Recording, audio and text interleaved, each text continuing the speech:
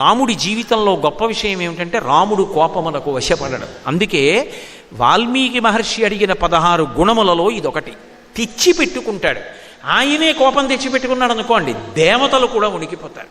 అందుకే కోన్వస్మిన్ సాంప్రదంలోకే గుణవాన్ కశ్చ వీర్యవాన్ ధర్మజ్ఞశ్చ కృతజ్ఞశ్చ సత్యవాక్యో దృఢవ్రతః చారిత్రేణ చ కోయుక్తః సర్వభూతేషు కోహితః విద్వాన్ కః కస్సమర్థశ్చ కశ్చైక ప్రియదర్శనః ఆత్మవాన్ కో జితక్రోధో ద్యుతిమాన్ కో ననసూయకః కస్య బిభ్యతి దేవాశ్చ జాతరోషస్య సంయుగే జాతరోషస్య సంయుగే అన్నారు. ఎవడు కోపాన్ని తెచ్చిపెట్టుకున్నంత మాత్రం చేత కస్య బిభ్యతి దేవాశ్చ దేవతలందరూ కూడా భయపడిపోతారో అటువంటి వాడు రాముడు. అటువంటి రాముడు రామాయణం మొత్తం మీద ఒకే ఒక్కసారి కోపమునకు వశపడిపోయాడు. ఎప్పుడు వశపడిపోయాడో తెలుసా? రావణాసురుడు స్వామి హనుమ మీద పుంఖానుపుంఖలంగా బాణాలు ప్రయోగించాడు. రాముడు యుద్ధం చేస్తూ ఒక స్థితిలో ఇలా కిందకి చూస్తే తాను అధిరోహించిన హనుమ శరీరం పూచిన మోదుగ చెట్టులా కొట్టాడు. నెత్తురు ఏరులుగా పారుతోంది. హనుమ అంత బాధని ఓర్చుకుంటున్నది చూడగానే రాముడు ఆ రోజున మాత్రం కోపానికి వశపడిపోయాడు. ఆ రోజున రాముడు కాడు, రాముడు రుద్రుడైపోయాడు. అంత క్రోధాన్ని పొందాడు. అంటే రాముడికి కూడా అంత కోపం వచ్చేటట్టు చెయ్యగలిగినంత సేవాధురీణుడెవరు అంటే స్వామి హనుమ ఒక్కరే. హనుమ యందు అద్భుతమైనటువంటి గుణాలు ఉన్నాయి. అందుకే హనుమద్వాహనం అంత ప్రఖ్యాతి వహించింది. ఆయన అంత శరీర వేగం ఉన్నవాడు లోకంలో లేడు. ఆయన అంత ధైర్యం ఉన్న మనసున్నవాడు లోకంలో లేడు. అసలు మన మనసుకి ఎక్కడికి పడితే అక్కడికి వెళ్ళిపోయేటటువంటి లక్షణం ఉంది. పూజ చేసుకుందామని కూర్చున్నాను అనుకోండి, ఎక్కడికో పోతుంది నా మనసు.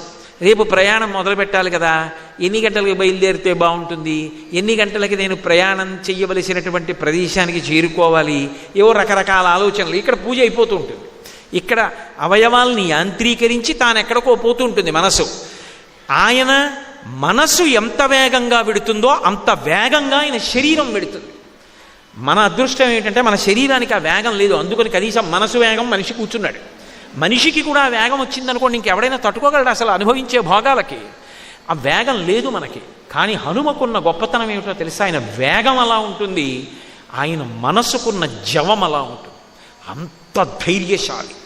అసలు ఆయన మొక్కవోడు, అంత ధైర్యంతో ఉంటాడు. అందుకే వాల్మీకి మహర్షి రామాయణ రచనలో ఒక అద్భుతాన్ని సృష్టించారు.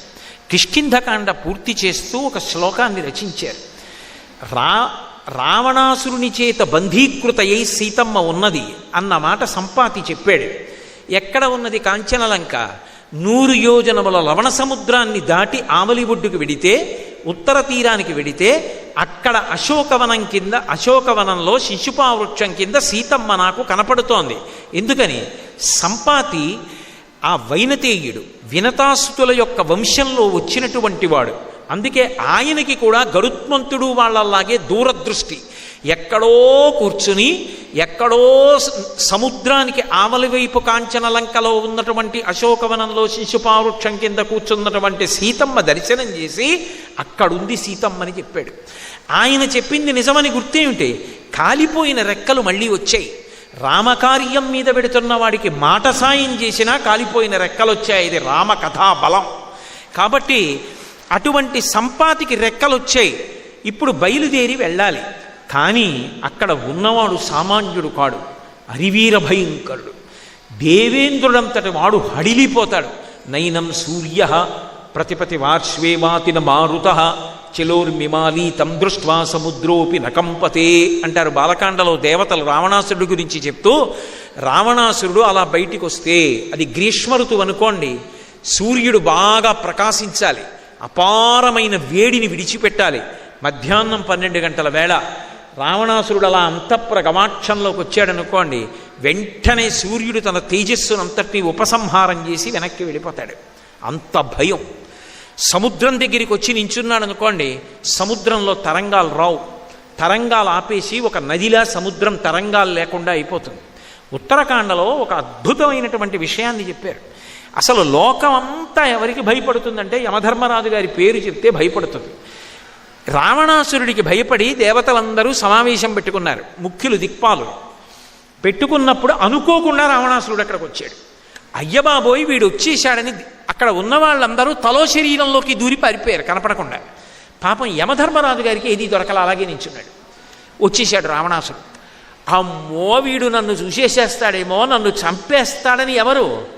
లోకములను భయపెట్టగలిగిన యముడు భయపడ్డాడు.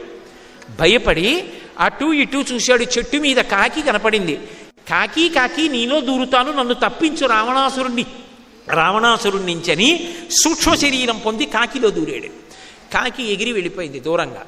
రావణాసురుని చెడ నుంచి నన్ను విముక్తి చేశావు, నీకు నేను ఒక గొప్ప వరం ఇస్తున్నాను, నీకు రోగాలు రావు. అందుకే కాకి ఇలా తీసి పడేసింది తినేస్తుంది, మిరపకాయలు తినేస్తుంది, ఇంగిళ్ళు తినేస్తుంది. బహుశः మున్సిపాలిటీ వాళ్ళకి దానంత ఉపకారం చేసే ప్రాణి ఇంకొకటి ఉండదు. సగం పరిశుభ్రత అదే చేసేస్తుంది రహదారులవిని. అటువంటి కాకి ఏది తిన్నా దానికి అనారోగ్యం ఉండదు. కాకి ఆయుర్దాయం ఎంత అని ఓ కాకిని చూపించి అడిగారు అనుకోండి, ఎవడూ చెప్పలేడు, అంత బలంగా ఉంటుంది. సాధారణంగా బలవన్మరణం తప్ప, ఏ విద్యుద్ఘాతానికో మరణించాలి తప్ప సహజంగా వృద్ధురాలైపోయి కాకి చచ్చిపోయిందని చెప్పడం ఎవరికీ సాధ్యం కాదు. కాబట్టి నిన్ను రోగం ఏమీ చెయ్యదు. పైగా నీకు ఒక గొప్ప వరం ఇస్తున్నాను, నువ్వు ముట్టుకుంటే పితృదేవతలు తిన్నట్టే. అందుకే ఇప్పటికీ తద్దినం పెట్టినప్పుడు పిడచ కాకి ముట్టుకుందా లేదా అని కాకి వచ్చింది అమ్మయ్య అంటారు. అది ఎవరిచ్చిన వరం అంటే, ఒకప్పుడు యమధర్మరాజు గారు రావణాసురుణ్ణి చూసి భయపడి కాకి ఇచ్చినటువంటి వరం. అంటే రావణాసురుని యొక్క బలపరాక్రమములు ఎటువంటివో ఆలోచించండి. వాడి దృష్టి పడితే చాలు హడిలిపోతారు అందరూ. నిద్రపోతున్నప్పుడు ఆయన చెయ్యి ఇలా చాపి పడుకుంటే వాల్మీకి మహర్షి అంతటి వారు ఆ చేతిని ఏమని వర్ణించారంటే పంచశీర్షా వివోరగౌ అన్నారు. 5 తలలు కలిగినటువంటి పాము ఒకటి పాన్పు మీద ఇలా పడుకుంటే ఎవరైనా ధైర్యం చేస్తారా దగ్గరికి వెళ్ళడానికి? అది 5 తలల పాము. పాము ఎలా ఉంటుందో ఆయన చెయ్యి అలా ఉంటుంది. మాషరాశ ప్రతీకాశం నిశ్వసంతం భుజంగవత్ గాంగే మహతితోయాంతే ప్రసుప్తం ఇవకుంజరం అని సుందరకాండలో వర్ణిస్తారు. ఏనుగు గంగానదిలో స్నానం చేసి వచ్చి పడుకుంటే ఎలా ఉంటుందో, నల్లటి మినుముల పోగు తీసుకొచ్చి పోస్తే ఎలా ఉంటుందో రావణ బ్రహ్మ అలా ఉంటాడు. 10 తలకాయలతో విరాజిల్లుతూ ఉంటాడు. అంత భయపెడతాడు. దేవతలు కూడా హడిలిపోతారు. 100 యోజనముల లవణ సముద్రాన్ని దాటితే ఎక్కడో కాంచనలంక. ఆ కాంచనలంకలో సీతాపహరణార్థేన రావణేన సురక్షితాం సమంతాద్విచరద్భిశ్చ రాక్షసైరుగ్రధన్విభిః అంటారు మహర్షి. ఎప్పుడు ధనస్సులకి వింటినారి తొడిగి బాణాల్ని ఇలా పట్టుకుని తిరుగుతుంటారట. ఏమో ఎవరొస్తారో సీతమ్మ తల్లి జాడ కనిపెట్టడానికని రాక్షసులు ఎప్పుడూ విచ్చుకత్తులు పట్టుకు తిరుగుతూ ఉంటారు.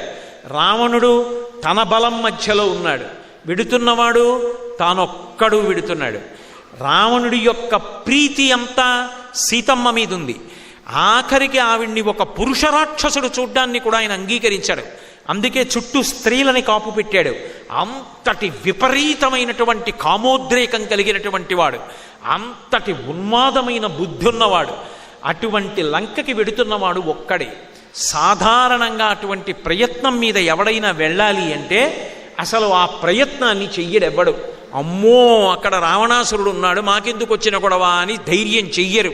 పైగా 100 యోజనముల లవణ సముద్రాన్ని దాటగలిగిన మొనగాడెవరు అని అడిగితే అంగదుడంతటి వాడు 100 యోజనాల్ని దాటి వెళ్ళగలనేమో, తిరిగి రాగలనని నమ్మకం లేదన్నాడు. జాంబవంతుడంతటి వాడు ఒకప్పుడు వామనమూర్తి పెరిగి పెద్దవాడై 3 లోకములను కొలిచేస్తే ఇంతంతైవటుడు ఇంతయై మరియుతానింతై అభోవీధిపై అంతైతో యదమండలగ్రమణ కల్లంతై ప్రభారాశిపై అంతై చంద్రునకంతయై ధ్రువునిపై అంతై మహర్వాటిపై అంతై సత్యపదోన్నతుండకుచు బ్రహ్మాండాంత సంవర్ధి అని పెరిగిపోతే 21 మార్లు ప్రదక్షిణం చేశా. కానీ ఇప్పుడు ఓపిక లేదు, మోకాళ్ళు నొప్పి, ఎగరలేని 100 యోజనాలు. హనుమాను ఒక్కడివే ఎగరగలవని శాప విమోచనం అయ్యేటట్టుగా స్తోత్రం చేస్తే ఆయన ఒక్కడే ఎగరడానికి సిద్ధపడ్డారు. ఆ మహేంద్రగిరి శిఖరముల మీద నిలబడినటువంటి హనుమ గురించి కిష్కింధకాండ పరిసమాప్తం చేస్తూ వాల్మీకి మహర్షి రామాయణంలో ఒక మాట చెప్తారు. సవేగవాన్ వేగ సమాహితాత్మ హరిప్రవీర పరవీరహంత మనస్సమాధ